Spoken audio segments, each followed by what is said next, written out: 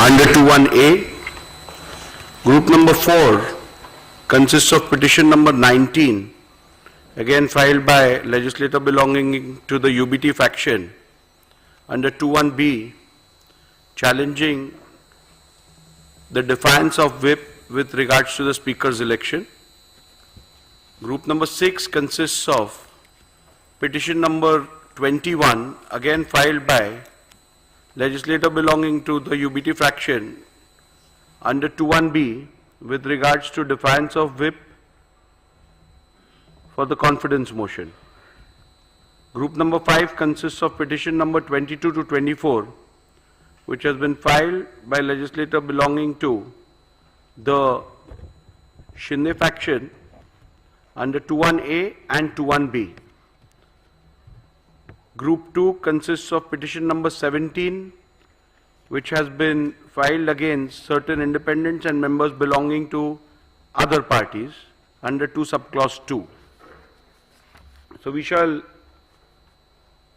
before I proceed with the judgment, pronouncement of the order, I would like to express my sincere gratitude towards the Honorable Supreme Court of India, which has provided an extremely guiding force by way of its order, whereby they have given a direction to the whole adjudication of the issues being decided in the proceedings today. Therefore, I would at the outset express my gratitude towards the Apex Court. At the same time, I would like to express acknowledgement and a big thank you to the staff of the state legislature who have assisted me and the paralegal assistance which I have received from them during the course of the conduct of these proceedings pertaining to disqualification. I would also like to appreciate the cooperation which I have got from counsels appearing on both the sides, and I shall now proceed with the pronouncement of the order. As we are aware that there are certain preliminary issues which are applicable to all the 5 groups out of the 6 groups, and therefore I shall first commence with my ruling on the preliminary issues which concern all the 5 groups. Thereafter, I shall pronounce the operative part of the orders concerning each group and the relevant and important paragraphs pertaining to each group. So we shall commence with group number 1.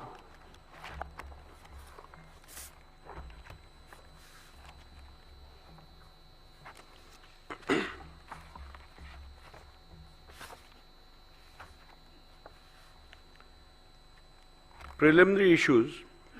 The Honorable Supreme Court in Subhash Desai Supra versus the Governor of Maharashtra, hereinafter referred to as Subhash Desai, was pleased to direct that the Speaker should prima facie determine who the real political party is for the purpose of adjudicating disqualification petitions if 2 or more factions claim to be that political party, and accordingly shall recognize the whip and the leader who were duly authorized by the Shiv Sena political party, keeping with the principles discussed in the said judgment. Hence, keeping in view the factual matrix and the directions of the Honorable Supreme Court, I will prima facie determine who the political party is for the purpose of adjudicating disqualification petitions if 2 or more factions claim to be that political party, and accordingly recognize the whip and the leader who are duly authorized by Shiv Sena political party.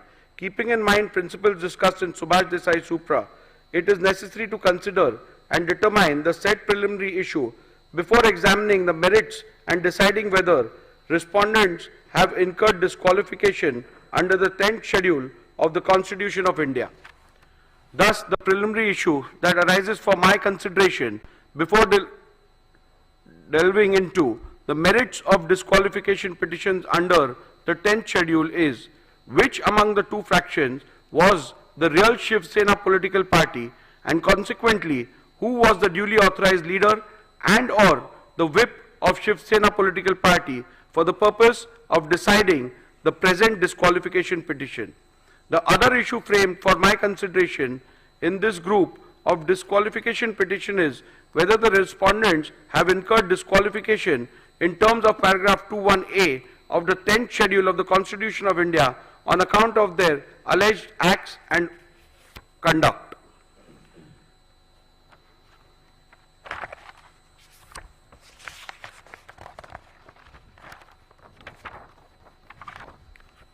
Paragraph 84 deals with the principles which have been laid down by the Honorable Supreme Court.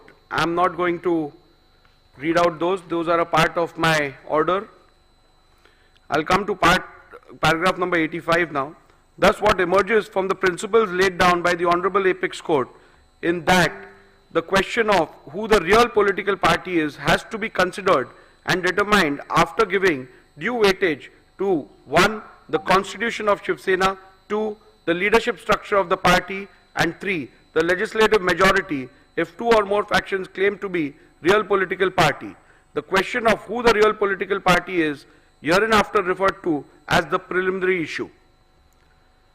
Since in these proceedings both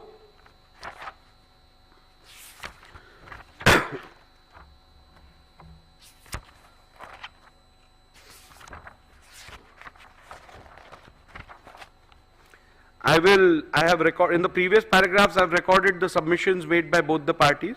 I will come down to my observations and conclusions with regards to the preliminary issues. As stated earlier, the decision of the preliminary issue has to be taken after careful analysis of the Constitution of Shiv Sena, the leadership structure of the party and the legislative party majority. After having heard both sides on the above aspect, I now propose to proceed to record my observations and finding on the preliminary issue. As is evident from the submissions of the parties, there is no consensus on the Constitution submitted to the Election Commission of India with consent of both the factions. Likewise, the parties have different point of view on the leadership structure which has to be taken into consideration. The only aspect which is undisputed is the majority in the legislature party.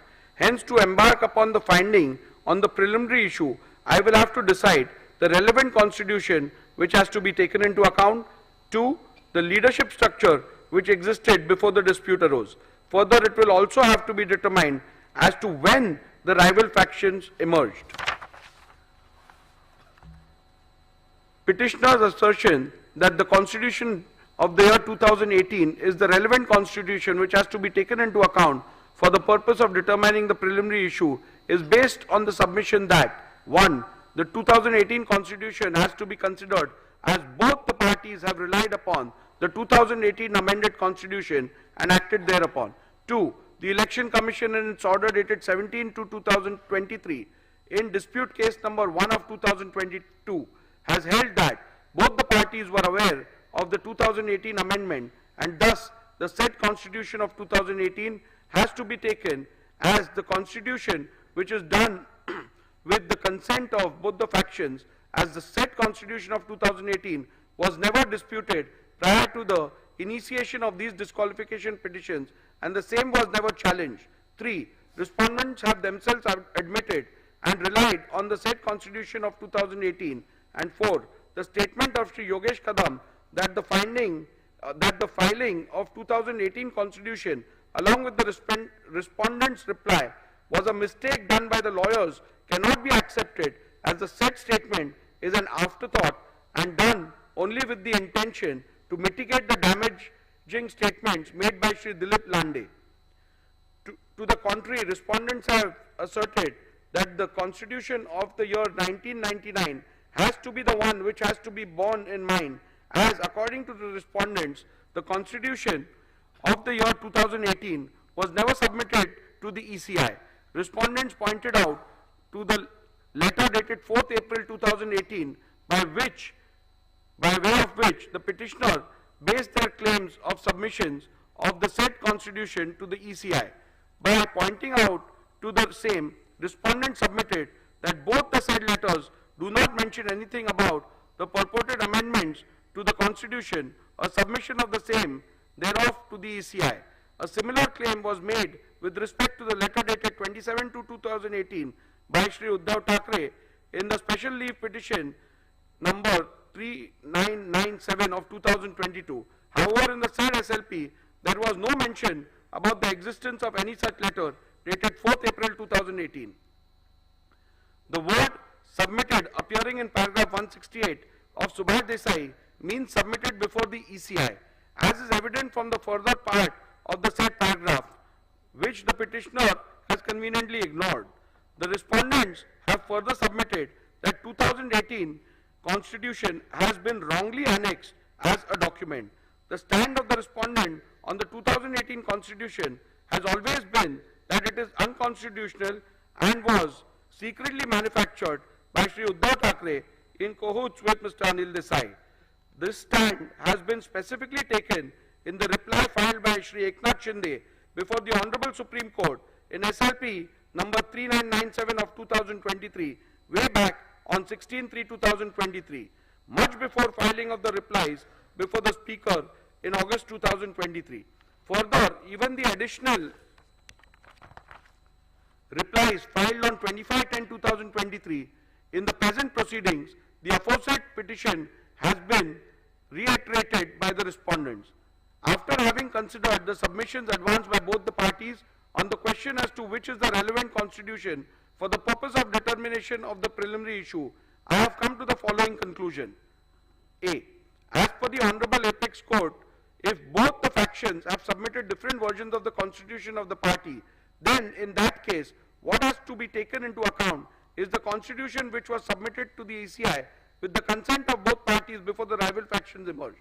Before recording further conclusions, I find it imperative to reiterate that, pursuant to the initiation of these disqualifications, the Maharashtra Legislature Secretariat had vide letter dated 7 June 2023 requested the Office of the Election Commission of India to provide a copy of the party constitution / memorandum / rules and regulations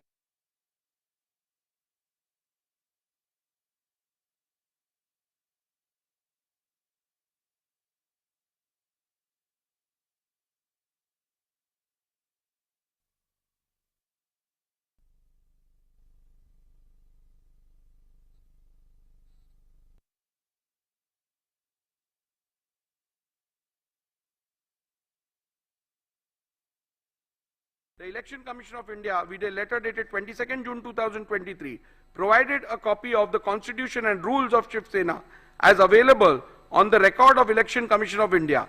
Further, with respect to amendments, if any, to the said Constitution of the party, the Election Commission requested the Legislature Secretariat to refer to the order dated 17 February 2023, passed by the ECI in dispute case number 1 of 2022.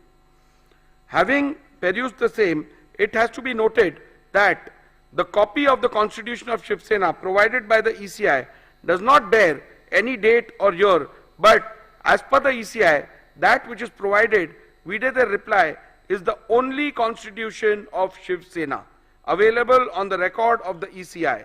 Further, with respect to the amendments, if any, to the said Constitution, the Election Commission, vide its order dated 17 February 2023, has held in paragraph 132 4b that the amended Constitution of 2018 is not on the record of the Commission.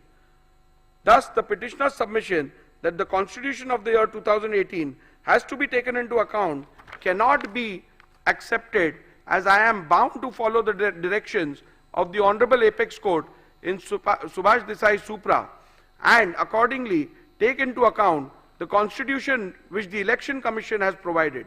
In my jurisdiction under the 10th schedule of the Constitution of India, I cannot delve into any other factor while deciding which is the relevant Constitution. As prima facie, it is evident from the records of the ECI that the 1999 Constitution is the one which was submitted to the ECI by the Shiv Sena before rival factions emerged. Further, it is also necessary to mention that the petitioner's submission that the Constitution of the year 2018 was submitted to the ECI by referring to the letter dated 4th April 2018 cannot be accepted. A bare perusal of the said letter dated 4th April 2018, by way of which the petitioner based their claim of submission of the said constitution to the ECI, does not bear any content which shows that an amended constitution was submitted to the ECI. The said letter only refers to the election held and the results thereof, and nothing more. Further, on closer examination of the special leave petition filed by Mr. Uddhav Thackeray before the Honorable Supreme Court, challenging the ECI decision SLP number 3997 of 2022, I find that exactly same claim has been made about the letter dated 27/2/2018, and there is no mention about the new letter of 4th April 2018. Accordingly, said letter of 2/7/2018 is on the website of the Election Commission of India. However, there is no document relating to the constitution annexed to it. Hence, on this ground also, petitioner's submission that the constitution of the year 2018 has to be taken into account cannot be accepted. Petitioner's submission that submitted before the speaker, petitioner's submission that into inverted submitted before the speaker would mean into inverted annexed by the petitioner and the respondents in their respective petitions and replies thereto cannot be accepted, as there is a clear provision under the 1986 rule where the leader has to submit the party constitution. Rule 3 subclause 1 subclause B of 1986 rule mandates that the leader into inverted shall furnish into inverted a copy of the rules and regulations, whether known as such or as constitution or any other name, of the political party concerned. Further, Rule 3 subclause 4 contemplates that whenever any change takes place in the information furnished by the leader of the legislature party under Rule 3 subclause 1, he shall as soon as may be thereafter, and in any case within 30 days from the date on which such change has taken place, or within such further period as the speaker may for sufficient cause allow, furnish in writing information to the speaker with respect to such change. Thus, the submission of constitution before the speaker has to mean submission under Rule 3 of 1986 rules. However, till date, Shivsena has not submitted any constitution on the record of the speakers of the speaker under the said Rule 3.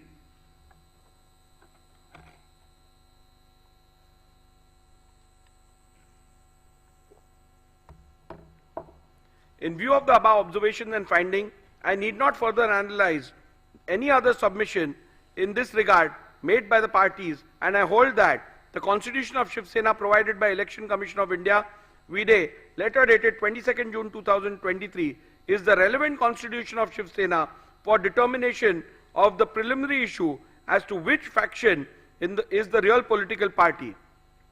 Constitution of Shiv Sena held to be the relevant constitution is hereinafter referred to as the SS Constitution.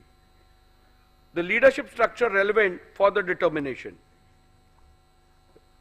Learned Senior Advocate Mr. Kamath's submission that the leadership structure which is relevant for the purpose of deciding the preliminary issue is the leadership structure which is reflected in the communication dated 27 February 2018 and 4th April 2018 made to the Election Commission of India pursuant to the elections held on 23rd January 2018 is based on the petitioner's submission recorded in paragraph 89A to G herein above.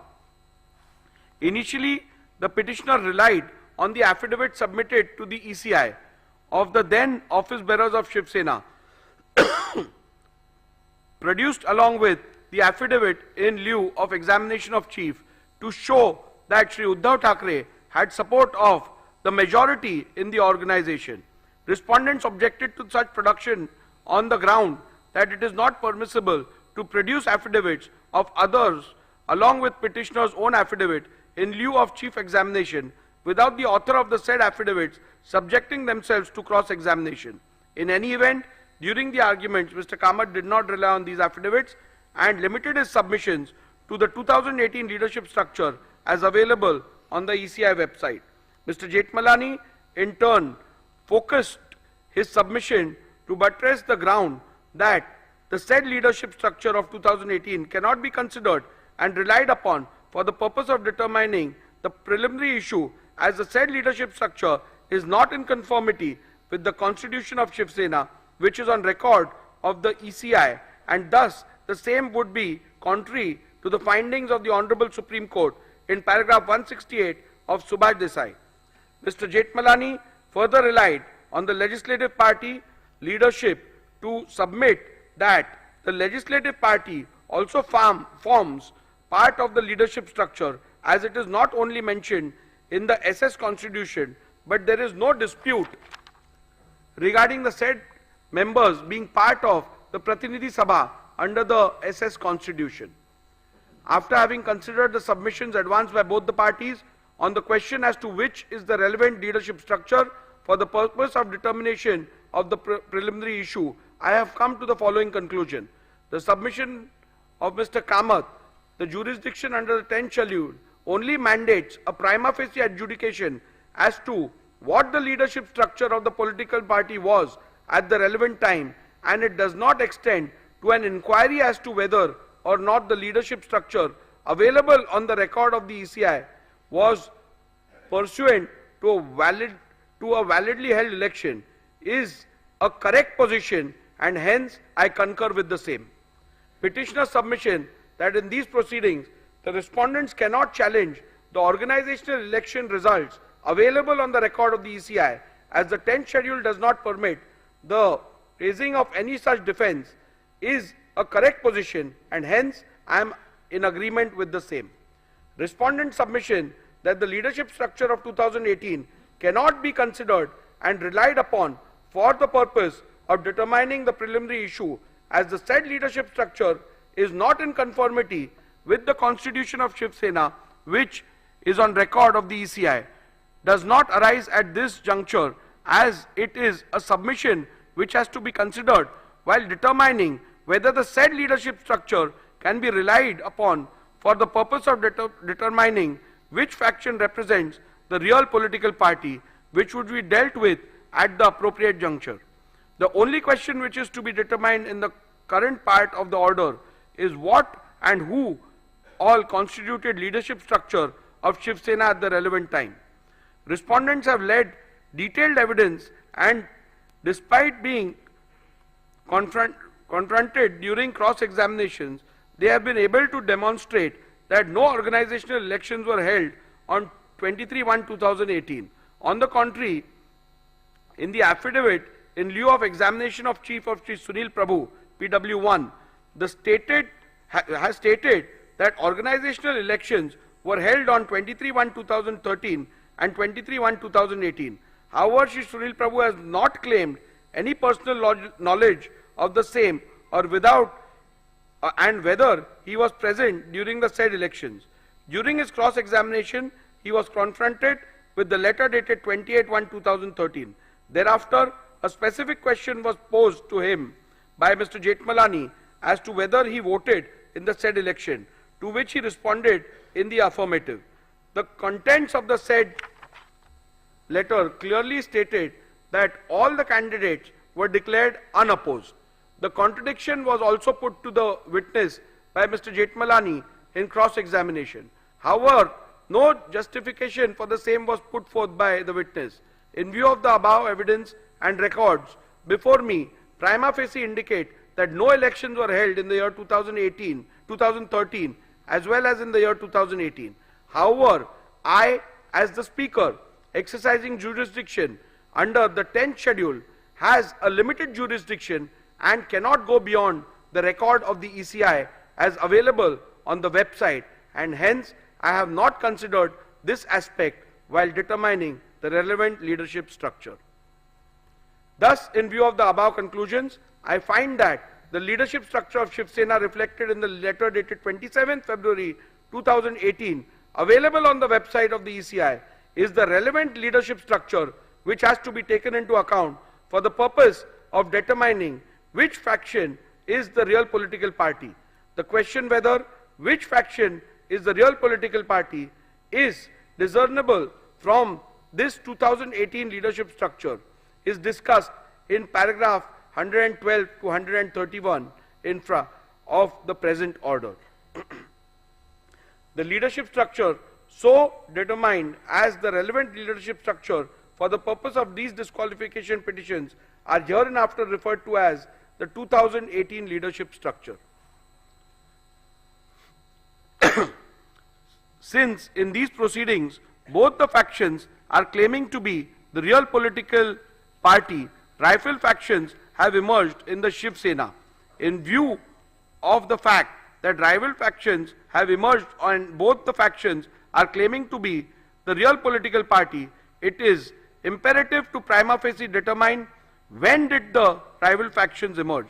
Thus, it is necessary to determine the relevant day on which rival factions emerged before further venturing into which of the faction was the real political party when rival factions emerged. At the outset, I must set straight the point that the determination of the Speaker exercising jurisdiction under the 10th schedule while deciding who the real political party is mandates only a preliminary inquiry which has to be done prima facie by taking into account material officially before the Speaker as the Master of the Legislative Assembly. I shall consider the facts relevant for the determination on what is before me as the Speaker of the Legislative Assembly.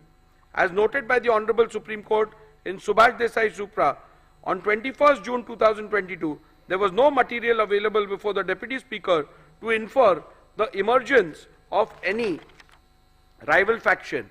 However, after taking on record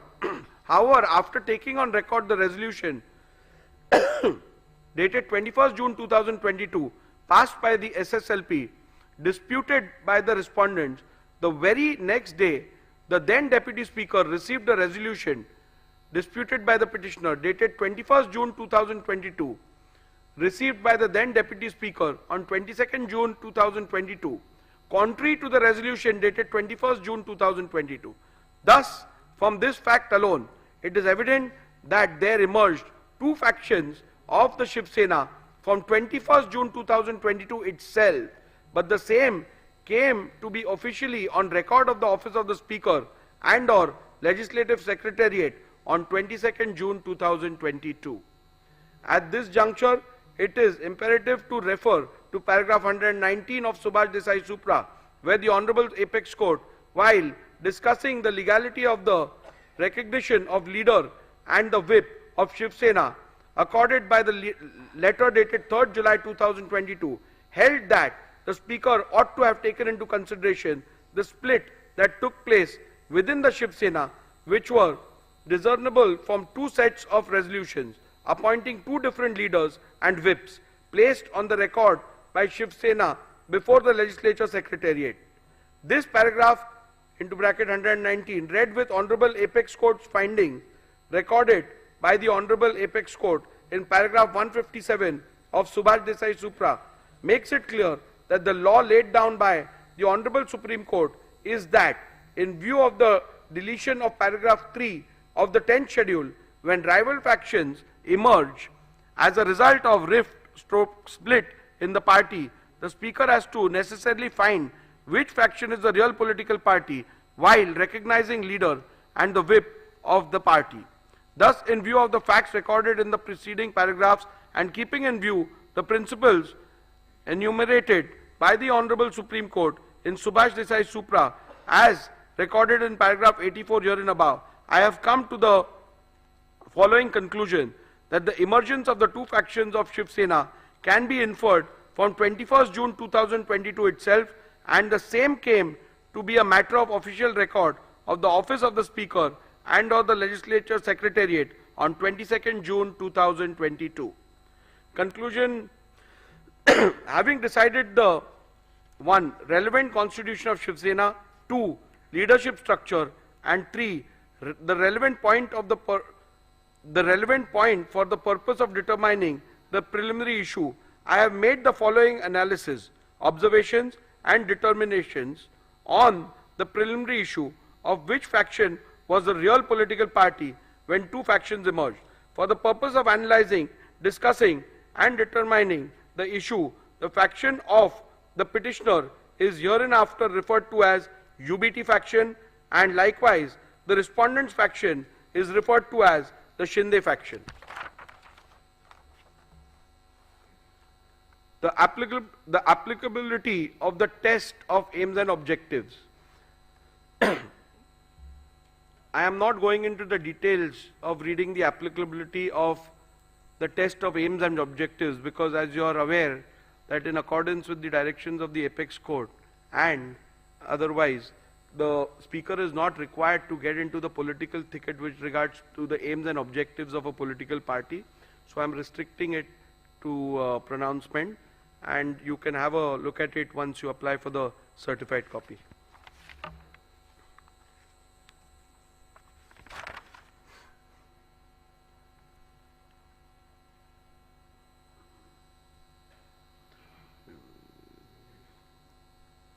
The reason why Shiv Sena constitution assumes significance is to analyze whether the question of which faction is the real political party is discernible from the leadership structure identifiable from the said Shiv Sena constitution. So the Shiv Sena constitution is relevant to the extent of identifying the leadership structure. Leadership structure as a criteria to determine who was the real political party. As I have already held which is the relevant constitution and the leadership structure of the Shiv Sena to be taken into account for deciding the preliminary issue, I now have to see whether the relevant leadership structure read with the SS constitution provides answers to the question which faction is the real political party and consequently determine the same.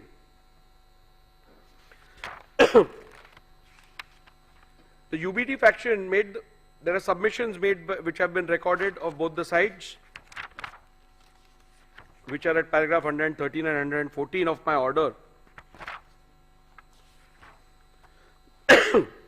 In view of the above recorded submissions of the parties, there emerges two further questions. Whether 2018 leadership structure is in conformity with the constitution of Shiv Sena. Number two, whether will all the Paksha Pramukh whether will of the Paksha Pramukh and or majority leaders in the 2018 leadership structure could be said to be synonymous with the will of the political party. So we further have to derive get answers to two more questions. The primary one being whether 2018 leadership structure is in conformity as provided by the constitution, and number two, whether the will of the Paksha Pramukh and or majority of the leaders reflects the will of the political party. As there are contrasting submissions on the question, it is necessary to peruse the SS constitution and the 2018 leadership structure and then record a finding as to whether the 2018 leadership structure is in conformity with the constitution of the Shiv Sena. Thus, I have taken a comparative look at the 2018 leadership structure and the SS constitution and have arrived at the following observations and conclusions. A. 2018 leadership structure mentions Shiv Sena Paksha Pramukh into bracket president as the highest office of the SSPP. However, in the SS constitution, the highest office of the Shiv Sena political party is Shiv Sena Pramukh, but the said constitution distinguishes highest office and the highest authority and provides that Rashtriya Karyakarni is the highest authority whose decision shall be final. Shiv Sena SS constitution provides that the members of the Rashtriya Karyakarni shall be called as Shiv Sena leaders and provides for a total number of 19 members, out of which 14 are to be elected by the Pratinidhi Sabha and the rest of the 5 members are to be appointed by Shiv Sena Pramukh. However, the 2018 leader structure envisages only 13 members in the Rashtriya Karyakarni, out of which 19 are to be elected and the remaining 4 are to be appointed. SS Constitution provides for a total number of 21 deputy leaders, out of which 17 are to be elected by the Pratinidhi Sabha and the rest of the 4 members are to be appointed by Shiv Sena Pramukh. However, the 2018 leaders structure envisages 33 deputy leaders, out of which 21 are to be elected and the remaining 12 are to be appointed. The 2018 leadership structure provides for 3 categories of office bearers, vis-a-vis Secretary, Samanvayak and Sanghatak. However, the Constitution of Shiv Sena provides for 3 categories of office bearers, vis-a-vis President, Sarchitnis, General Secretary, Koshadhyaksha, Treasurer. From the observation recorded in the preceding paragraphs, it is evident that the 2018 leadership structure is not at all in conformity with the Constitution of Shiv Sena. In view of this finding alone, it could very well be concluded that the 2018 leadership structure, which is not in conformity with the Constitution of Shiv Sena, cannot be taken as the yardstick to determine which faction was the real political party at the relevant point of time. In view of the same, I have come to the conclusion that the 2018 leadership structure read with the SS Constitution does not provide a reliable outcome and or answer the question which faction is the real political party, and hence cannot be relied upon to determine the said preliminary issue. Nevertheless, I am inclined to look at the second question regarding paragraph 115 herein above, where will of the Paksha Pramukh and or majority leaders in the 2018 leadership structure could be said to be synonymous with the will of the political party, so as to not leave any stone unturned in arriving at a decision. The determination of this question arises out of the alternate submissions made by the UBT faction that the 2018 leadership structure has to be taken ex facie, and the determination of which faction was the real political party has to be solely based on the said leadership structure without a comparison of the said structure with the leadership structure provided for in the Constitution of the Shiv Sena. The said proposition would run counter to the principles laid down by the Honorable Apex Court in Subhash Desai Supra, where it was specifically provided that the leadership structure which has to be taken into consideration while determining the real political party has to be identifiable by the relevant constitution. Thus, although in the light of my finding on the preceding question, the aspect need not be looked into, however, I intend to look into the said aspect any which way, considering the gravity and importance of the dispute. Hence, following are my observations, findings and conclusions on the said aspect.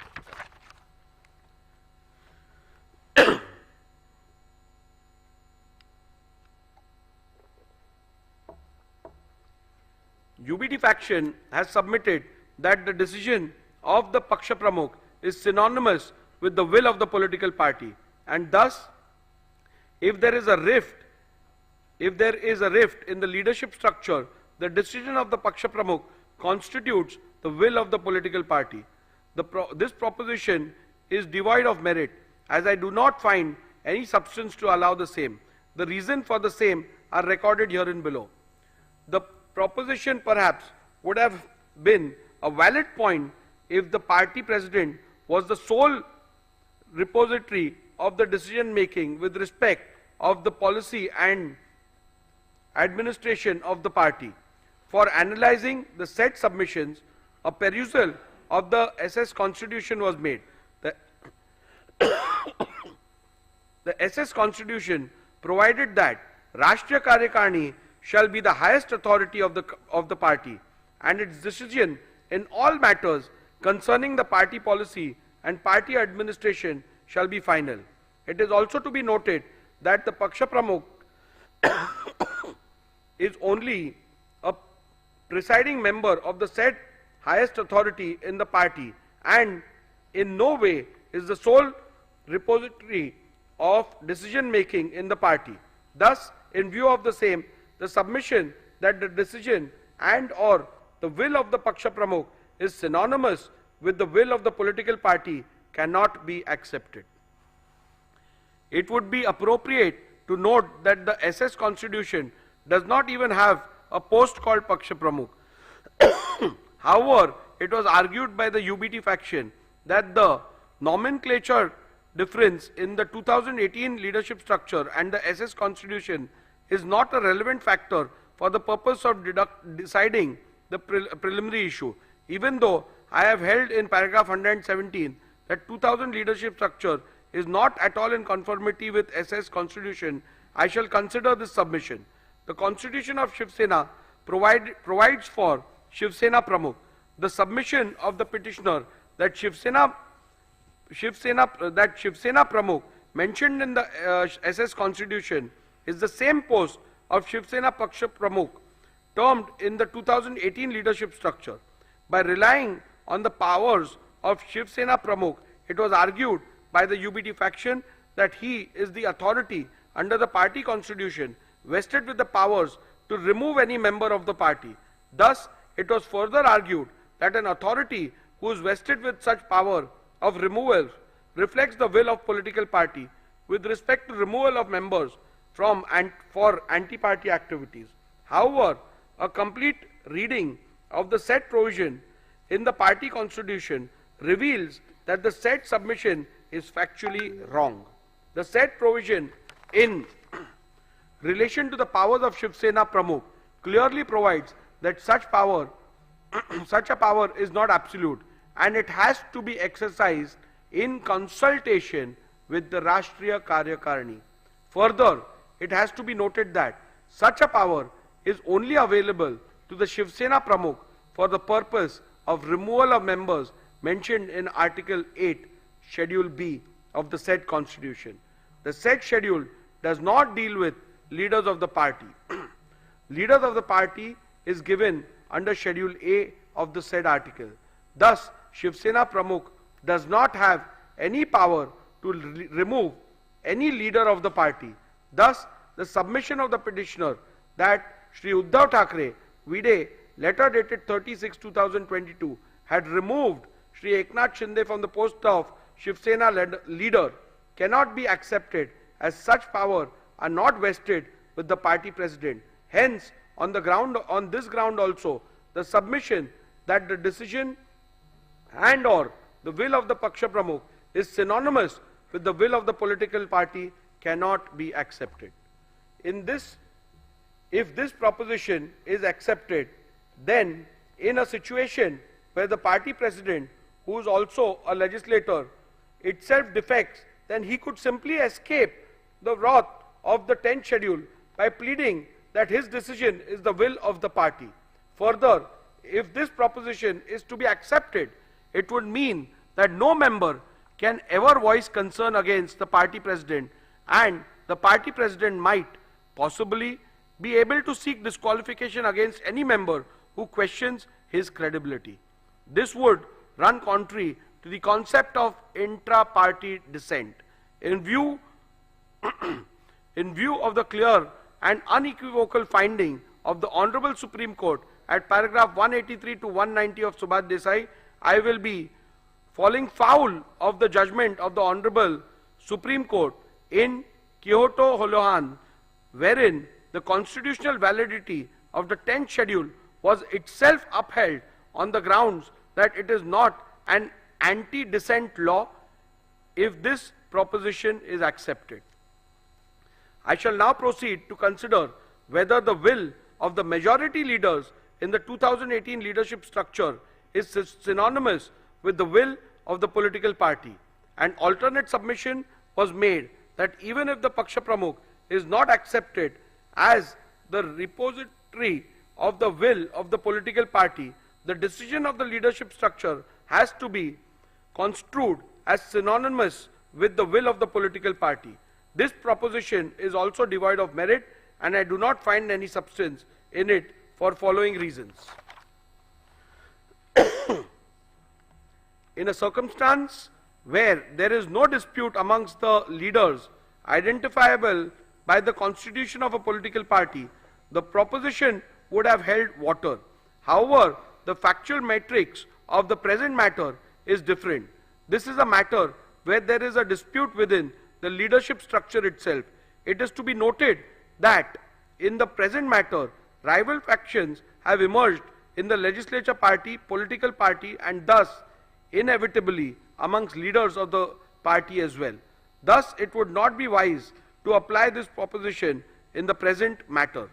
The existence of split stroke rift in the leadership structure is admitted by the petitioner and or the UBT faction, as can be inferred from the petitioner's affidavit in lieu of examination in chief of PW1, petitioner himself, that the leader of the UBT faction did not have the support of all the members of the 2018 leadership structure when rival factions emerged. Thus, the submission that the decision of the leadership structure has to be construed as synonymous with the will of the political party could have perhaps be applied in a situation where there is a dispute between some members of the party and the elected leadership. In such a case, the leadership of the party could have possibly taken the stand that their decision would have to be taken as the decision and will of the political party until they are so removed from the leadership structure by a mechanism recognized by the constitution of the said political party. However, as I have noted earlier, in the present matter, rival claims have emerged wherein the leadership structure about the leadership within the leadership structure about the leadership itself. In such a situation, one leader's contention that his will is the will of the political party would be contradiction in terms. Thus, when there is a vertical rift in the party and two factions within the said leadership structure emerge as a result of the said rift, leaders of either faction, both Shri Uddhav Thackeray and Shri Eknath Shinde, could equally claim to represent the will of the political party. In that case, it would not be appropriate to take their decision as the decision that carries the will and wish of the political party when the question of which faction is the political party is being considered. There possibly lies one more aspect which could be considered. Does the stand/stroke decision of the majority members of the leaders within the leadership structure, identifiable and appointed according to the constitution of the political party, could be construed as the will and desire of the political party in the event there is a dispute within the leadership structure? For the purpose of answering this question, one must look into the constitution of the political party. In an event where the party constitution provides for a mechanism to resolve a conflict of decision within the leadership structure, then in that case it would have been a guiding factor. However, if the party constitution does not provide for such a mechanism, then in that case it would not be appropriate to say that the decision of the majority leaders would have to be accepted as the one which conveys the will of the political party. This aspect need not be further considered in view of the fact that in any case UBT faction has not placed any material on record or even suggests that any meeting of the Rashtriya Karyakarni was called for where any decision in relation to the real political party was resolved so as to identify the leaders and or the whip who carried the will of the political party. Thus, in the absence of any such material, including any majority decision of the Rashtriya Karyakarni in relation to the real political party, identifying the leader and or the whip who carried the will of the political party would be an impossible task. Any conclusion reached would be without basis in law and evidence of fact. The submission that the UBT faction shall be taken as a real political party is entirely based on the conjuncture that if there will be a decision taken in relation to the political party by Rashtriya Karyakarni, then UBT faction would have had the majority. At this juncture, the petitioner's claim about a meeting purportedly held on 25th June 2022 has to be dealt with. It is the petitioner's case that Rashtriya Karyakarani meeting was held on 25th June 2022 and certain resolutions were passed. In support of this case, petitioner has produced certain resolutions of 25th June 2022. Those documents are disputed by respondents. Mr. Jetmalani, learned counsel for respondent, objected to the said documents being considered on the ground that they were forged and fabricated, and demonstrated this before me by showing two separate documents, one annexed by the petitioner Shri Sunil Prabhu to his affidavit in lieu of examination of in chief, and the other set of the same documents which are annexed to the Supreme Court Convenience Compilation Volume 2. In the first set of documents annexed to the affidavit in lieu of examination in chief, termed as minutes of the meeting of Rashtriya Karyakarani, and purportedly 7 resolutions passed in the said meeting. In none of the resolutions there is any signature of any person whose name are shown on the said document. Only on page 105 of Sri Sunil Prabhu's affidavit in lieu of examination in chief, there is a sole signature of Sri Vinayak Raut, who is shown as Shiv Sena secretary. The perusal of the said document shows that the meeting was termed as Rashtriya Karyakarani. In the second set of documents, which are annexed to the Supreme Court Convenience Compilation Volume 2, the resolutions are shown on different pages, and they are not part of any minutes which was annexed to the affidavit in lieu of examination in chief of Sri Sunil Prabhu. These resolutions are shown on the letterhead of Shiv Sena, Rashtriya Karyakarani Baitak into bracket Pratinidhi Sabha.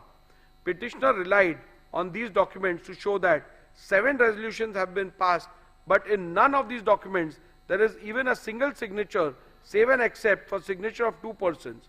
The name mentioned as proposer and seconder are not even members of Rashtriya Karyakarani, like Sri Rahul Shevaye, who is not a member of Rashtriya Karyakarani, who has stepped into the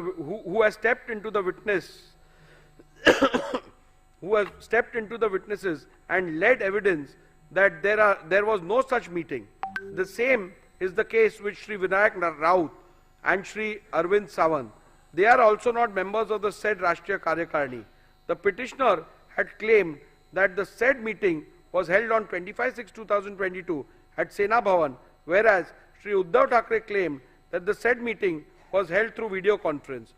This has been stated by Uddhav Thackeray in his submission before the Election Commission filed on 9/1/2023. This itself casts a doubt on the authenticity of the documents and holding of any such meeting of either Rashtriya Karyakarani or Pratinidhi Sabha. The petitioner himself is not sure whether it was Rashtriya Karyakarani or Pratinidhi Sabha. Thus, in view of the above said documents, the said documents cannot be permitted to be relied on. Petitioner suggests that a look into how the Shiv Sena settled conflict or decisions within the leadership structure in the past might shed some light into this. However, in the present matter, no such material are placed before me to even suggest such instances which happened in the past, where the majority decision within the leadership structure is taken as the will of the political party. It is to be also noted that the petitioner has neither placed nor provided any material to show that historically the decision of the majority within the leadership structure is taken to be the final decision of the political party whenever there was a conflict of decision within the leadership structure. Thus, for this reason also, it would not be appropriate and correct to accept the proposition that the decision of the majority leaders within the leadership structure would have to be accepted as one which conveys the will of the political party. As a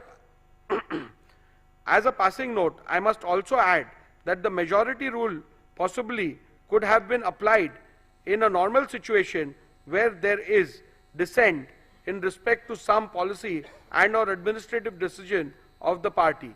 However, such a simple rule stroke test shall not be applied to determine an essential question in existential question in relation to the political party, such as in the present matter, where which faction is the real political party is required to be determined.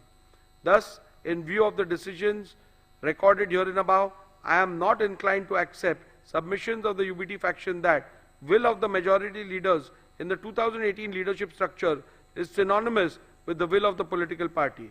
Thus, from paragraph 112 to 128, I have dealt with whether the relevant leadership structure read with the Shiv Sena Constitution, SS Constitution, provides answer to the question which faction is the real political party. In view of the same, I record my conclusion and finding thereon as under.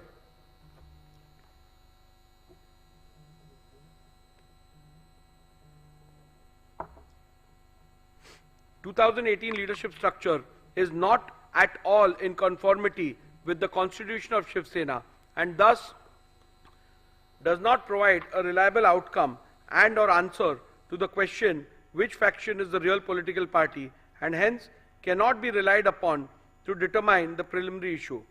Decision of the Paksha Pramukh is not synonymous with the will of the political party and thus if there is a rift in the leadership structure, the decision of the Paksha Pramukh cannot be taken as the will of the political party. When there is a vertical rift in the horizontal leadership hierarchy of the political party and both the factions within the said leadership structure emerged as a result claim to represent the will of the political party, it would not be appropriate to apply the test of which of the said faction decision carries the will and wish of the political party. In the case of Shiv Sena political party, will of the majority leaders in the 2018 leadership structure cannot be said to be synonymous with the will of the political party. In view of the findings recorded in the preceding paragraph, I hold that the 2018 leadership structure read with the SS Constitution does not provide any reliable answer to the question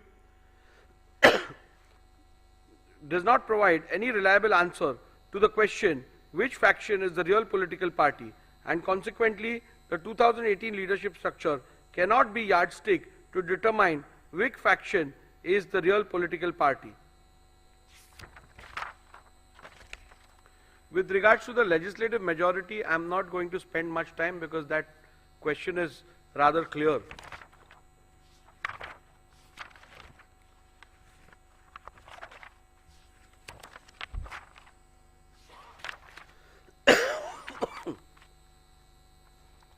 In view of the above observations and findings, I hold as follows.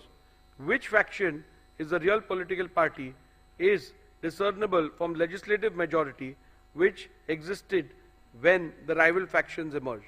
Legislative majority which existed when the rival factions emerged can be discerned and or inferred from 1. The Shinde faction resolution dated 21st June 2022 and 23rd June 2022 available on record of the legislature secretariat and the admitted position which can be inferred from the initiation of petitions against 38 legislators of Shinde faction by the UBT faction. Shinde faction had an overwhelming majority of 37 out of 55 MLAs with the when the rival faction emerged. From my analysis, observations, conclusions and findings recorded in paragraph 82 to 144 herein above, I hold that Shinde faction was the real Shiv Sena political party when rival factions emerged on 21st June 2022.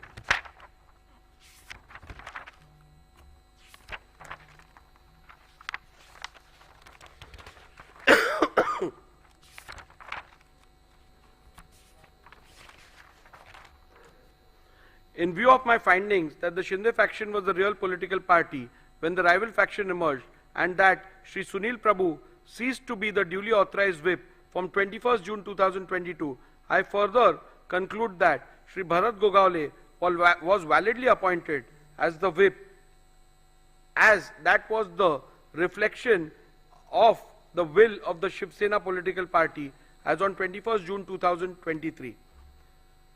Following are the final conclusions, which is again a summary.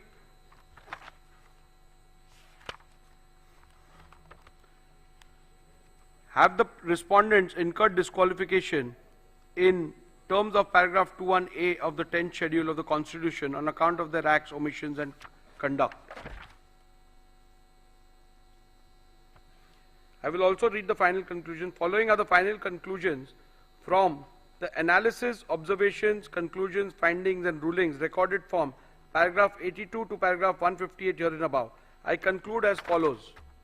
Shinde faction was the real Shiv Sena political party when the rival factions emerged on 21st June 2022.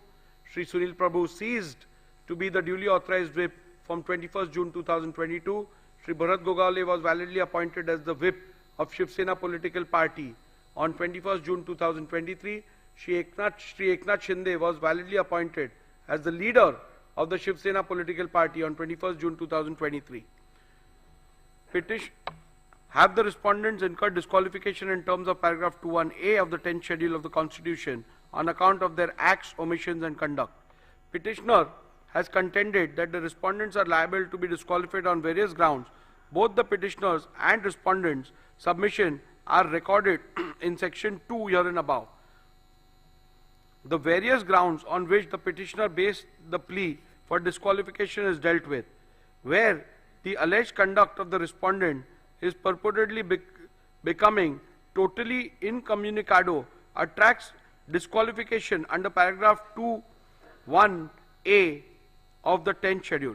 Whether the alleged conduct of the respondents in purportedly becoming totally incommunicado attracts disqualification under paragraph 2 subclause 1 subclause A of the 10th schedule. The first ground on which the petitioner sought disqualification of the respondents is that the respondents became incommunicado. The submission cannot be accepted and the respondents cannot be held to be disqualified on this ground for the following reasons. The ground is a mere allegation, and apart from mere assertion that the respondents have gone incommunicado, the petitioner has not put forth any evidence or material to substantiate it. For instance, the petitioner has not provided any material about who was sought to be contacted and by whom, when such an attempt was made, etc. A mere unsubstantiated statement that the legislators have gone incommunicado cannot even be a ground to attract disqualification under paragraph 21A of the 10th schedule. When rival factions emerge in a political party, especially within the leadership, it is possible for both the factions to allege that the other faction has gone incommunicado. In such a circumstance, especially in the light of the law laid down by the apex court in Subhash Desai Supra, it would not be correct to hold any faction to have incurred disqualification for going incommunicado without first determining which of the faction is the real political party, reflecting the will of the political party. Also, having held that the Shinde faction was the real political party when the rival factions emerged, the submission of the petitioner that the respondents have gone incommunicado ceases to hold any meaning for the purpose of disqualification. On the 20th of June 2022, elections for the Legislative Council were held. In his cross-examination, Shri Sunil Prabhu, PW1, stated that all the MLAs were present for the same. In the face of this evidence, it would not be possible to accept that the legislators had gone incommunicado. Respondents have placed that they have been in touch with the UBT faction. They substantiated it by stating that Shri Milind Narvekar and Shri Ravindra Phatak, MLC, of the UBT faction, had gone to Surat and met Shri Eknath Shinde and other respondents on 21st June 2022 on the instructions of Shri Uddhav Thackeray. This fact was not denied by the petitioner, Shri Sunil Prabhu, when a suggestion was put to him in the cross-examination. In fact, the petitioner admitted that Shri Milind Narvekar and Shri Ravindra Phatak, MLC of the UBT faction, had gone to Surat and met Shri Eknath Shinde and other respondents. Also, three of the witnesses for respondents have testified that Shri Milind Narvekar and Shri Ravindra Phatak, MLC of the UBT faction, had gone to Surat and met Shri Eknath Shinde and other respondents. On 21st June 2022, on the instructions of Shri Uddhav Thackeray, the testimony stood the test of cross-examination and the petitioner could not establish otherwise. Thus, on this count alone, or this count also, it would not be possible to accept the legislators were incommunicado, Whether the deliberate absence of the respondent in the SSLP meetings purported to be held on 21st June 2022 attracts disqualification under paragraph 21A of the 10th schedule. The second ground on which the disqualification is sought is that the respondent deliberately remained absent in the SSLP meeting held on 21st June 2022. Petitioners relied on the attendance sheet register of the meeting dated 21st June 2022. After having considered the submission advanced on this ground, I hold that respondents cannot be held to be disqualified on this ground. In view of my conclusion that 1. The Shinde faction was the real political party when factions emerged, and 2. Shri Sunil Prabhu ceased to reflect the will of the political party from the moment the faction emerged. Thus, it would not be correct to say that Shri Sunil Prabhu had any authority to call any meeting of the SSLP. Hence, on this ground alone, petitioner's case that the respondents were liable to be disqualified for non-attendance of the meeting dated 21st June 2022 is liable to be rejected. Irrespective of the conclusion that may be reached about which faction was the real political party, respondents could not be held to be disqualified on the ground that they deliberately remained absent in the SSLP meeting held on 21st June 2022. This is because of the following reasons. Petitioner relied upon the attendance sheet of the 21st of June 2022 to claim that all those MLAs who were signed the said attendance sheet were present in the meeting, while those who did not sign were not present. Based on this document, the UBT faction claimed that respondents remained deliberately absent. A comparison of the original attendance sheet produced along with the affidavit in lieu of chief examination of the petitioner Shri Sunil Prabhu, PW1, with the copy of the attendance sheet produced and verified as a true copy along with the petition, reveals that the two do not match. There are glaring discrepancies. The copy claimed to be the original of the said attendance sheet has a handwritten date of 21st June 2022, whereas the copy verified as the true copy of the original produced along with the petition does not have it. Further, Shri Sunil Prabhu stated in his cross-examination that the documents relied as the attendance sheet was in fact a register of MLAs to whom the whip of 21st June 2022 was served and received. So, facts show: 1. There are glaring discrepancies in the said attendance sheet. 2. The statements of Shri Sunil Prabhu shows the document relied upon as attendance sheet of MLA present on 21st June 2022 is in fact a register of service and receipt of the whip dated 21st June 2022 of the MLAs. Thus, the said document is unreliable and cannot be taken as proof of non-attendance of respondents in the meeting held on 21st June 2022. Hence, on this count as well, petitioner's case that the respondents are liable to be disqualified for non-attendance of the meeting dated 21st June 2022 has to be rejected. Further, all the respondents have denied the receipt of any whip for attending the meeting on 21st June 2022. Countering this, petitioner Shri Sunil Prabhu, in his affidavit in lieu of examination in chief, stated that the whip for 21st June 2022 meeting was sent via WhatsApp by Shri Manoj Harishchandra Chaugle to Shri Prabhakar Kaye, PA of Shri Eknath Shinde.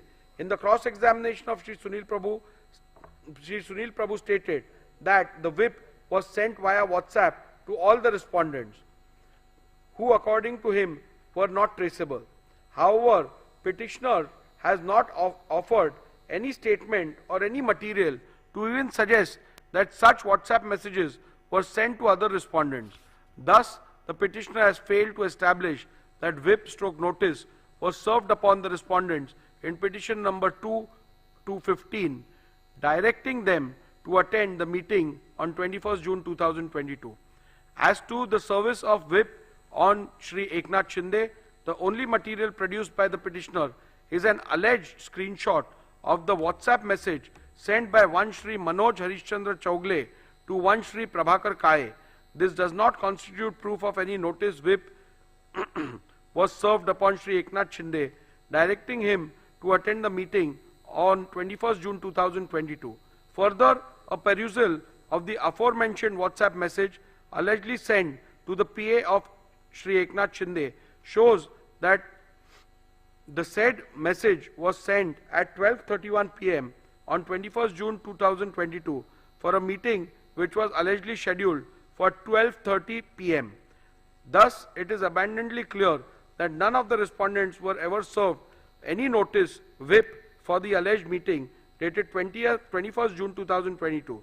Hence, on this ground alone, also, petitioner's case that the respondents were liable to be disqualified for non-attendance of the meeting dated 21st June 2022 must be rejected. The third ground on which the disqualification of respondent is sought is that the respondents deliberately remained absent in the SSLP meeting held on 22nd June 2022. Petitioner relied on the attendance sheet register of the meeting dated 22nd June 2022. After having considered the rival submissions, I hold that respondents cannot be held to be disqualified on this ground in view of my conclusion that 1. The Shinde faction was the real political party when rival factions emerged. 2. Shri Sunil Prabhu ceased to reflect the will of the political party from the moment rival factions emerged. Thus, it would not be correct to say that Shri Sunil Prabhu had any authority to call any meeting of the SSLP. Hence, on this ground alone, petitioner's case that the respondents were liable to be disqualified for non-attendance of the meeting dated 22nd June 2022 must be rejected.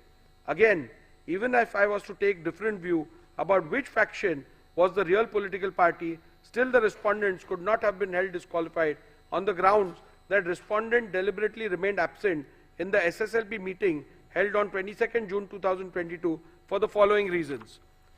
I am unable to accept the petitioner's submission that non-attendance of the SSLP meeting would make the respondents liable to be disqualified under paragraph 2, 1A of the 10th schedule. I am of the view that non-attendance of party meetings, including legislature party meetings, would not attract disqualification under paragraph 2, 1A of the 10th schedule of the Constitution. Such an action cannot indicate that the members have voluntarily given up his membership of the political party. Not attending party meeting and voicing a difference of opinion outside the house are matters between the members and his party and have nothing to do with clause 2(1)(a) of the 10th schedule. Non-attendance of the meeting can at the most be termed as an act of dissent within the party. If viewed as a form of expression, it would be protected by freedom of speech and expression, which includes dissent and is not only an integral part of fundamental rights under Article 14, 19 and 21 of the Constitution, but is an aspect of the basic structure of the Constitution also. Therefore, even if the alleged non-attendance is seen as an expression of dissatisfaction, it cannot be treated as conduct attracting disqualification within the purview of paragraph 2(1)(a) of the 10th schedule. Further, I find the petitioner's reliance on Shriman Bayasaheb Patil versus Karnataka Legislative Assembly 2020 2 SCC 595 is misplaced, as in that matter the disqualification was not only on the grounds of non-attendance of a party meeting but was found to attract disqualification when considered with the surrounding circumstances, such as non-attendance of the assembly session along with non-attendance of meetings. Petitioner relied upon the attendance sheet of the 22nd June 2022 to claim that all those MLAs who had signed the said attendance sheet were present in the meeting, while those who did not sign were not present. Based on this document, UBD faction claimed that respondents remained deliberately absent. A comparison of the original attendance sheet produced along with the affidavit in lieu of chief examination of the petitioner Shri Sunil Prabhu PW1 with the copy of the attendance sheet produced and verified as a true copy along with the petition reveals that the two do not match. There are glaring discrepancies. The copy claimed to be the original of the said attendance sheet has a handwritten portion on top in which it is not which is not present in the copy annexed to the petition, verified as the true copy of the original. The original of the said attendance sheet has 17 signatures, and in the copy annexed in the petition, verified as true copy of the original, has only 15 signatures. Thus, glaring discrepancies in the said attendance sheet makes the said document unreliable and hence cannot be taken as proof of deliberate non-attendance of respondents in the meeting held on 22nd June 2022. Hence, on this count as well, petitioner's case that the respondents are liable to be disqualified for non-attendance of the meeting dated 22nd June 2022 is liable to be rejected. In view of my conclusions reached above and the findings that the Shinde faction was the real political party when rival factions emerged, it would not be correct to say that respondents have incurred disqualification under paragraph 21A and the 10th schedule by passing the resolution dated 21st June 2022. Hence, on this ground alone, petitioner's case that the respondents are liable to be disqualified for passing the resolution dated 21st June 2022 must be rejected. The next ground on which disqualification of respondents is sought is that the respondents acted in concert with BJP.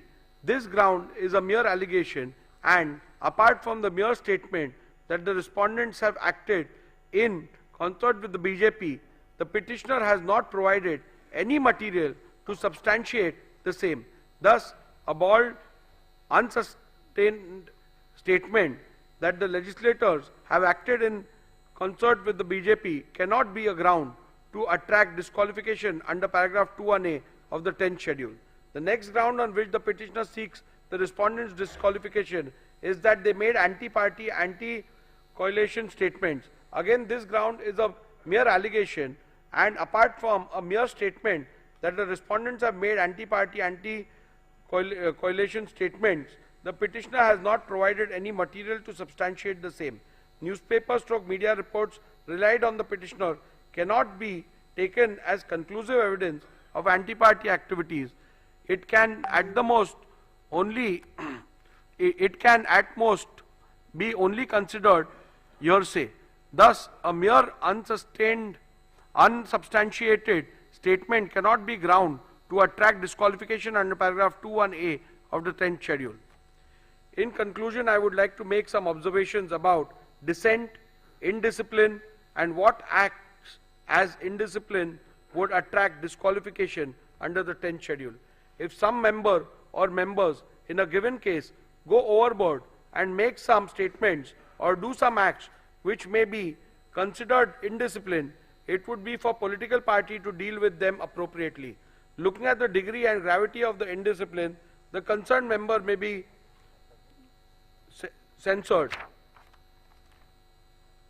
admonished, or reprimanded, or given a mere extreme punishment such as suspension or expulsion from the party as may be warranted by party rules. The 10th schedule is not intended as a device to be used for imposing intra-party discipline, much less for administering the party. No party leadership can use the provisions of the 10th schedule as a deterrent to stifle the collective dissent of large number of members by threatening them with disqualification under the 10th schedule. In a given case, when a tussle for leadership arises between leaders in a political party, the elected members, as indeed the common party workers, usually cannot remain mute onlookers. They are compelled to choose sides. Wherever whatever else may be the consequences of this action or inaction, the parties cannot expect that the high office of the Speaker can be used to eradicate opposition or quell dissent in party ranks by employing the mechanism of the 10th schedule. In any case, the Speaker has no role to play in this game of political tussle between warring party leaders. The Speaker merely goes to the letter of the law and the spirit behind introduction of penal consequences in the 10th schedule, which in my considered view is to preserve the democratic foundations of the legislature or the parliament. I must keep in mind this object underlying the 10th schedule and ensure that the dispute falls within the provisions of paragraph 21A and B, and that his powers are not sought to be invoked with ulterior motives for party gain. In view of my conclusions and findings recorded herein above, petition number 1 to 16 of 2022 are hereby dismissed.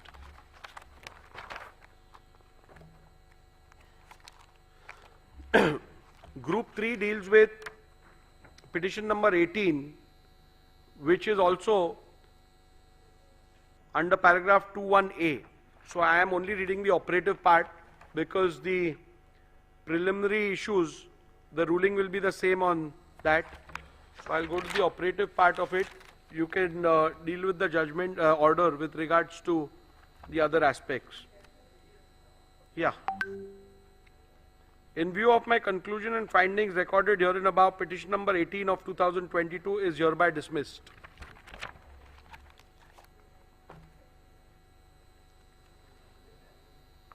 Group 4, petition number 19, which is filed by legislator belonging to the UBT faction under 21B, challenging the defiance of whip in the Speaker's election.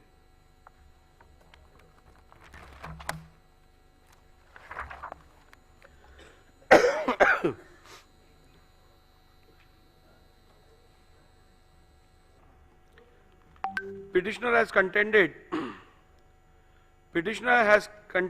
that the respondents are liable to be disqualified on various grounds. Both the petitioners and respondents' submission are recorded in section 2 herein above. However, the prayer for disqualification in the present petition is restricted to the alleged violation of whip dated 2nd July, allegedly issued by the petitioner in respect of the election of the Speaker held on 3rd July 2022. Other averments are all repetitions of submissions in petition number 1 to 16 and petition number 18 of 2022.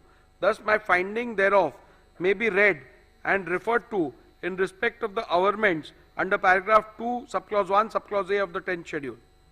Thus, the only ground on which the petitioner sought disqualification of respondent is that the respondent has violated the whip dated 2nd July, allegedly issued by the petitioner in respect of election of the Speaker held on 3rd July 2022.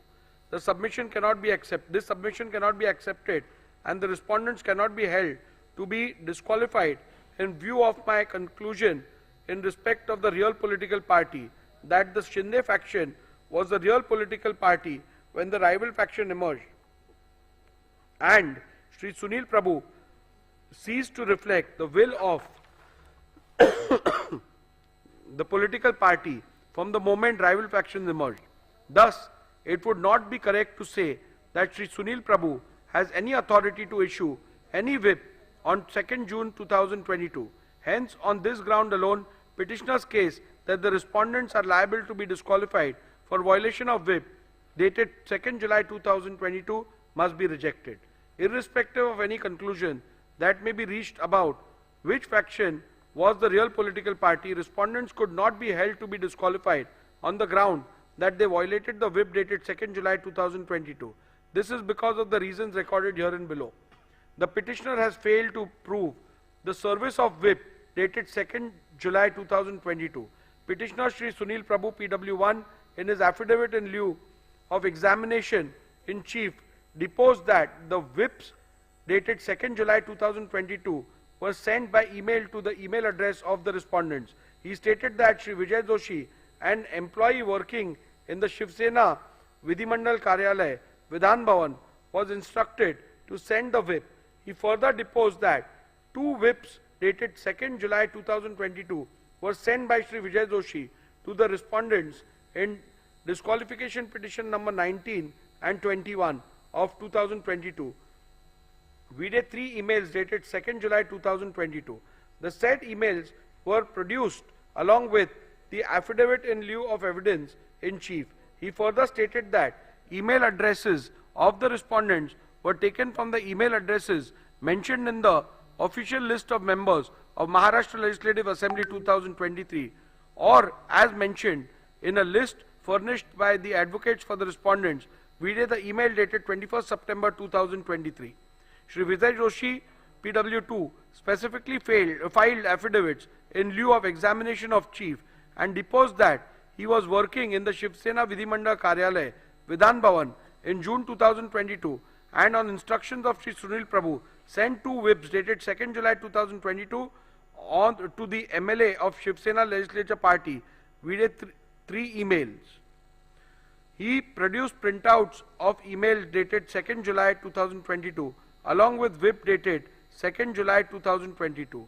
However, during the cross-examination of Shri Vijay Joshi, PW2, he deposed that one computer operator printed the whip dated 2nd June 2022 and he along with 2 peons distributed the whip to all the legislators of Shivsena.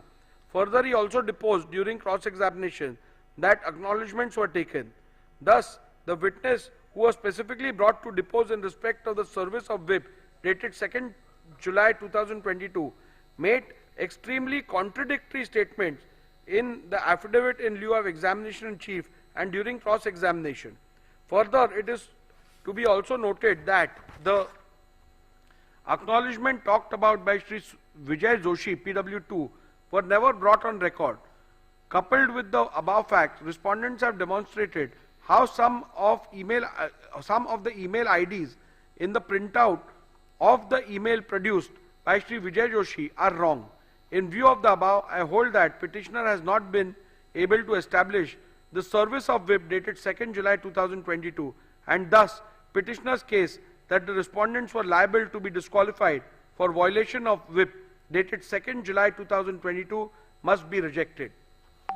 Rule 3 subclause 5 of the members of Maharashtra Legislative Assembly disqualification on the grounds of defection rule 1986 provides that where a member belonging to any political party votes or abstains from voting in the assembly contrary to the directions issued by such political party or by any person or authority authorized by it in this behalf without obtaining in either case the prior permission of such political party, person or authority, the leader of the legislative party concerned, or shall as soon as may be thereafter and in any case within 30 days from the date of such voting or abstention inform the speaker as in form 2 whether such voting or abstention has or has not been condoned by such political party, persons or authority. From the record of the Legislature Secretariat, it is seen that the petitioner and or UBD faction has not complied with this rule. Thus, on this ground also, petitioner's case that the respondents were liable to be disqualified for violation of whip dated 2nd July 2022 must be rejected. The Honorable Supreme Court in Kyoto Holohan and others at paragraph 123 SCC has held that, keeping in view the consequences of the disqualification, i.e.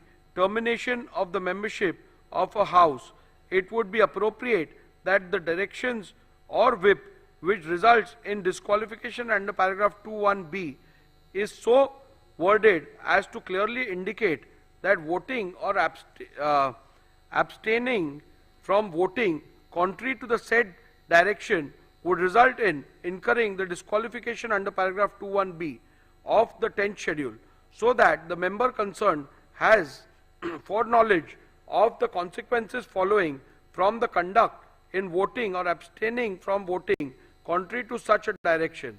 A perusal of the whip dated 2nd June 2022 shows that the whip dated 2nd June 2022 does not contain any words which would indicate that the said whip, if not allowed, would result in the disqualification. Thus, on this count as well, petitioner's case that the respondents were liable to be disqualified for violation of the whip dated 2nd June 2022 must be rejected. At this juncture, I intend to look into respondent's submission that a whip cannot be issued in an election to the post of speakers has to be considered, even though the learned counsel for the petitioner submitted that in normal course of events no whip is issued for the election of the post of the speaker, but he submitted that the election held on 3rd July 2022 was not in normal course, but it was crucial event linked to the sustenance of the government. Petitioner further submitted that in any election where a candidate has been set up by the political party, then in that case the directions of the political party are binding on the legislator in important elections. At the outset itself, I must state that the record that the petitioner's submission that in a speaker's election candidates are set up by a political party is factually wrong. As a convention, the candidates are not usually seen as candidates set up by political party. In the present case also, Sri Rajan Salvi was not set up as a candidate of Shiv Sena, but his notice of nomination was moved by a legislator affiliated to the NCP and seconded by legislator affiliated to the INC. This clearly indicates that candidates for the election of speaker are not set up by political parties. In view of the same, the petitioner's own submission, a whip could not have been issued in the election of a speaker as the candidate was not set up by any political party. In view of my conclusions and findings recorded herein above, petition number 19 of 2022 is hereby dismissed.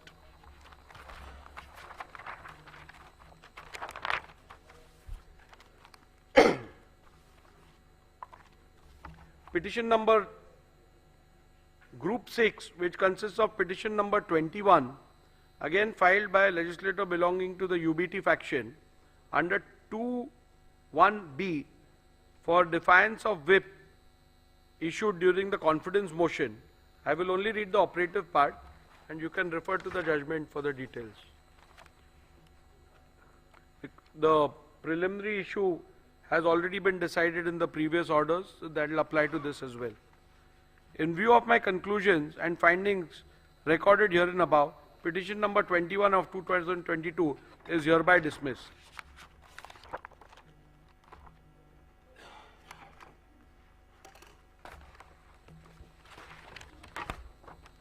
Now we shall deal with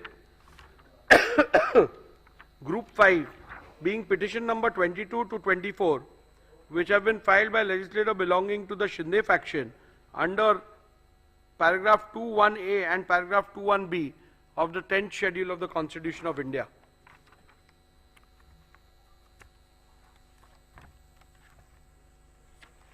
Again, here I am not dealing with the preliminary issue which has already been ruled in the previous order.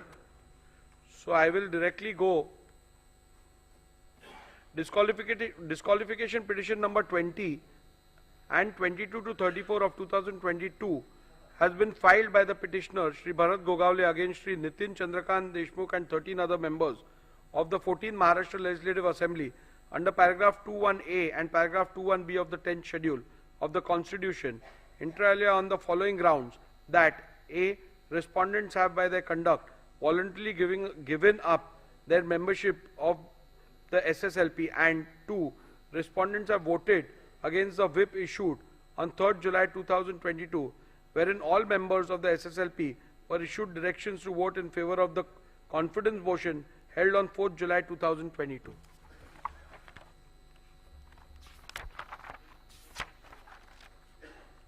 I'll straight away go to my analysis, observations and findings.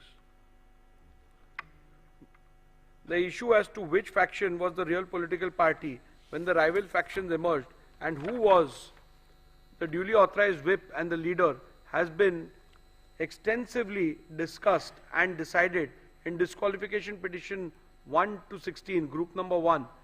Since the genesis of both this group and the said group is the same, the preliminary issue is common.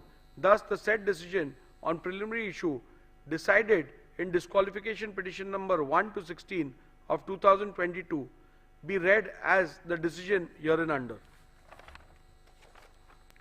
Petitioner has contended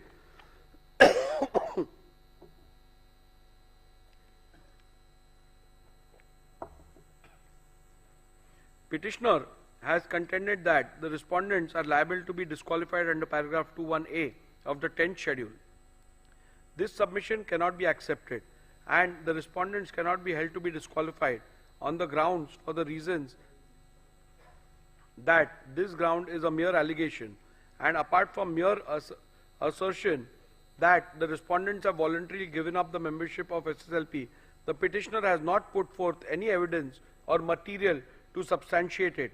A mere unsubstantiated statement that the legislators have voluntarily given up the membership cannot be a ground to attract disqualification under paragraph 21A of the 10th schedule.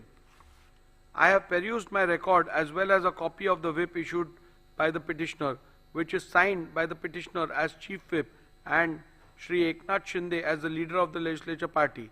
Though the petitioner tried to show that the said whip was served and delivered on the respondents, the petitioner has failed to prove the service of the whip on each and every MLA of Shiv Sena. I have also examined in detail the cross-examination of the petitioner, Shri Bharat Gogawale, and have found major inconsistency in the answers regarding physical service of the whip, and therefore this evidence cannot be accepted. Insofar as delivery by WhatsApp is concerned, the same also was produced on the last day of the evidence despite ample opportunity for the same. Even the pleadings filed by the petitioner are silent on the issue of service. In these circumstances, it will not be justifiable for me to take on record a document purporting to be a screenshot of WhatsApp messages which were admittedly sent through a third person mobile number, i.e. one Mr. Santosh Kadam, who also did not step into the witness box. Thus, petitioner's plea to disqualify respondents cannot be accepted.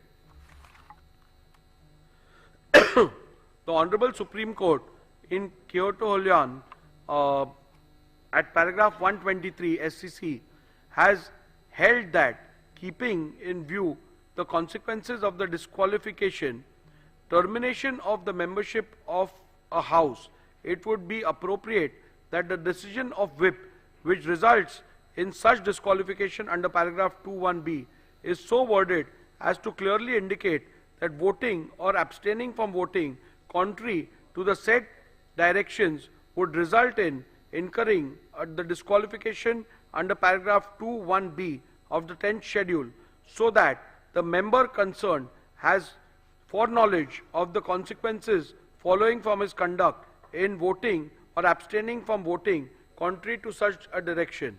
A perusal of the whip dated 3rd July 2022 shows that it does not contain any words which would indicate that the said whip, if not allowed, would result in disqualification.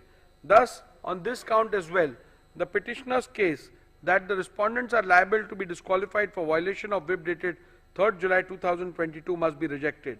Rule 3 subclause 5 of members of Maharashtra Legislative Assembly, disqualification on grounds of defection rule 1986, provides that where a member belonging to any political party votes or abstains from voting in the assembly contrary to any directions issued by such political party or by any person or authority authorized by it in this behalf, without obtaining in either case the prior permission of such political party, authority, the leader of the legislature party concerned, or shall as soon as may be thereafter and in any case within 30 days from the date of such voting or abstinence, inform the speaker as in form 2 whether such voting or abstinence has or has not been condoned by such political party, person or authority. From the records of the legislature secretariat, it is seen that the petitioner has not complied with this rule. Thus, on this ground also, petitioner's case that the respondents are liable to be disqualified for violation of whip dated 2nd July 2022 must be rejected. In view of my conclusion, the findings recorded herein above, petition number 20 and 22 to 34 of 2022 are hereby dismissed.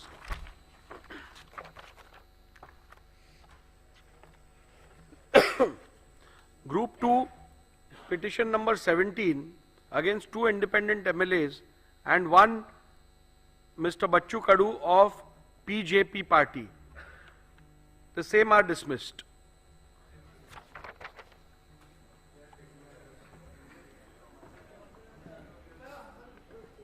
Yeah, you can apply for certified copies. We'll provide you with a mail as well as hard copies.